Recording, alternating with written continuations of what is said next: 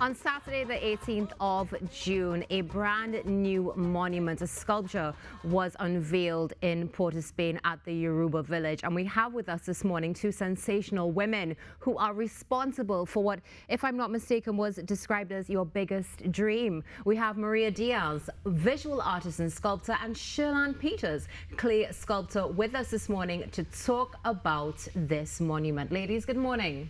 Hi, good morning. Welcome to the show. Thank you for having us. Thank you for getting up so early. I'm sure you know how it is, and especially, of course, given the weather and all these different things that are taking place. But it's fantastic to have you here because this is something monumental. I mean, one of the largest monuments, if I'm not mistaken, that we have right now, and the second. So let's get into the conversation. Aside from being two women, I mean, that's a feat by itself, let's be frank as well. What was it like working together to create this? Well, Maria and I have been friends for a very long time, so the friendship is really strong. It was, the whole process helped to bring the bond closer. This was, it was a long process. It was a hard process. We had a lot of things to consider and whatnot, but I think it just made us stronger as a friendship. Well, that's beautiful. You see, and it shows in the artwork as well, the fact that, you have a bond, and that bond comes through in sisterhood and spirituality as well. And I guess just, of course, being Trimbegonian and having the same ancestry. Now, share with us. Now, I know you're self-taught, which is absolutely amazing. And it speaks volumes as well to our younger generation, telling you that, listen, anything is possible. I mean, did you think all these years ago that you will be sitting here today saying, here I am part of a team that created this monument? I didn't think that I would be here sitting because of this particular monument, but it has been on the cards for a very long time. It has been a goal for a very, very long time. I love it. Woman power to the world. Now, Maria as well, I know you are a visual artist and a sculptor.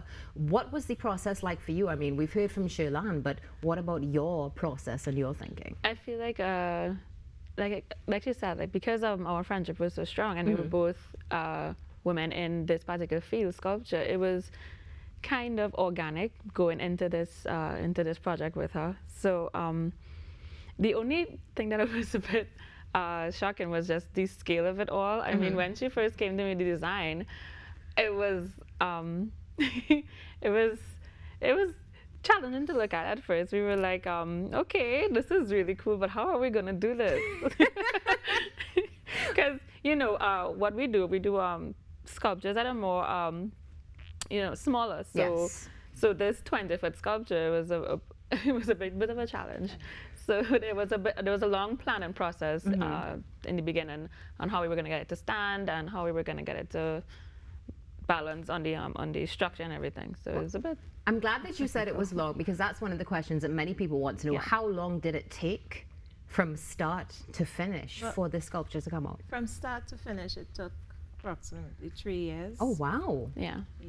The actual building of the sculpture took a little over a year, but the planning phase was about 2 Now, this 2 sculpture years. is very powerful. I know Dr. Fergus said that it represented spirituality and struggle, and viewers, you're seeing it on your screen right now. But let's get into some of the symbolism, because I know there's a lot of symbolism in this sculpture. We have bowls with, I believe, black-eyed peas and offerings. We have earrings with steel pan sticks, all these different things. So let's jump straight into it. Whoever. Okay, so I'll speak about the female figure since I did that one.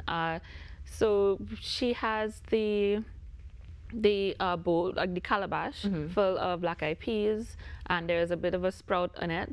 So it kind of symbolizes growth and hope for the future.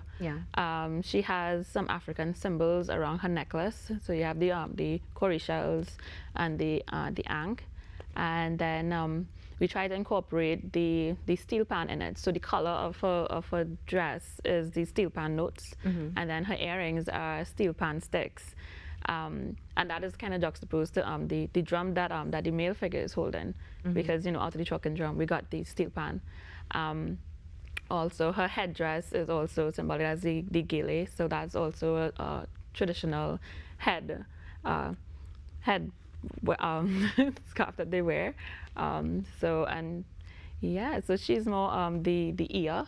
So there's the Baba and the ear. She's the ear, the mother of the community. Wonderful. And Shailan, so I'm gathering from what you said, you designed the lady, so you would design the gentleman, yes, correct? I sculpted the gentleman. He is, well, he's playing a talking drum, and as you know, during slavery, the drums was banned. Yes.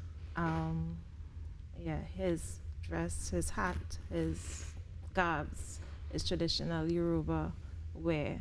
They have the tribal marks on their faces and all of that as well to tie in with the Yoruba culture. So yeah, that's him. He's in the back bringing up the rear with the vibes. That's what we're talking about, bringing the vibes. Now, if I'm not mistaken, when the sculpture was first unveiled, it wasn't named. Is there a name for the sculpture? It still hasn't been named. It will be named on Emancipation Day. Emancipation Day. Wonderful. So, of course, we have to say a big thank you as well to the Emancipation Support Committee. Oh, yes, definitely. And if I'm not mistaken, we have some stakeholders from Africa as well who were a major part of this process. Yes.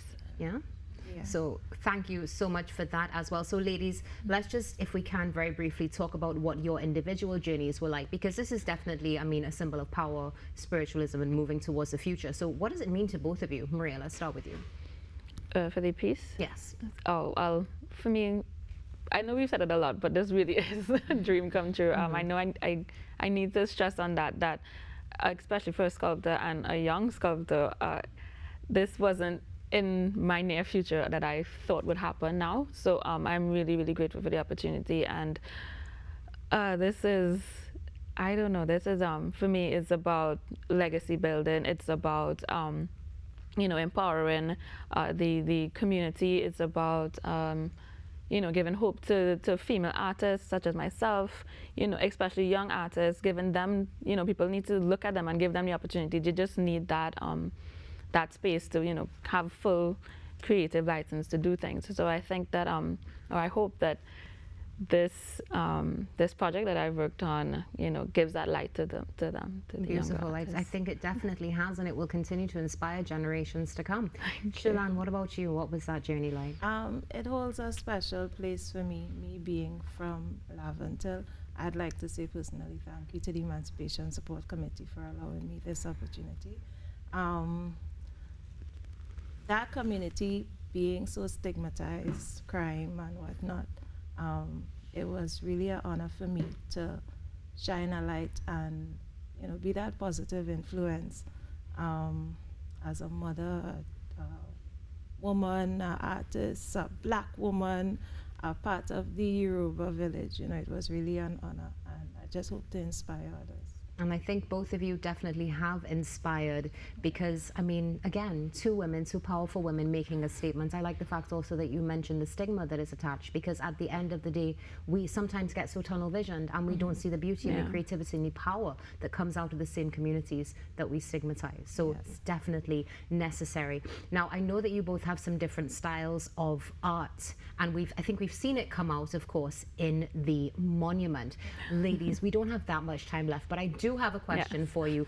I would like to say this is the beginning of a trend, right? We're going to see some more things coming from you. Definitely. This is just the beginning. So, what do you think we can look forward to? Can we get a teaser, or will we just have to wait and see? You just have to wait. Well, the teaser would be that we have exhibitions coming up this year. So wonderful. Where can we get more information? So my show is at Horizons Art Gallery on the 23rd of August. So that's my next venture that y'all could see. My show would be also at Horizons Art Gallery, along with my brother and sister-in-law, who are also artists. Wonderful. Sean and Noreen Peters. That would be in October. But apart from that, I teach as well. And I do a yearly workshop called Model Me. So I guess the viewers could look out for Model Me coming up the second week of July. Wonderful. So the second week of July, the 23rd of August, and October, Maria Diaz, visual artist and sculptor, and Shailan Peters, clay sculptor, the women behind the Yoruba Village sculpture that definitely will be with us for generations to come. Ladies, thank you for being with us this morning. Thank you for having us. Show. Thank you. Trinidad and Tobago, stay tuned. There's a lot more coming up after the break. We have a message from WASA that you don't want to miss. And of course, we're going to be talking to the ODPM in our second hour together. This is the Now Morning Show.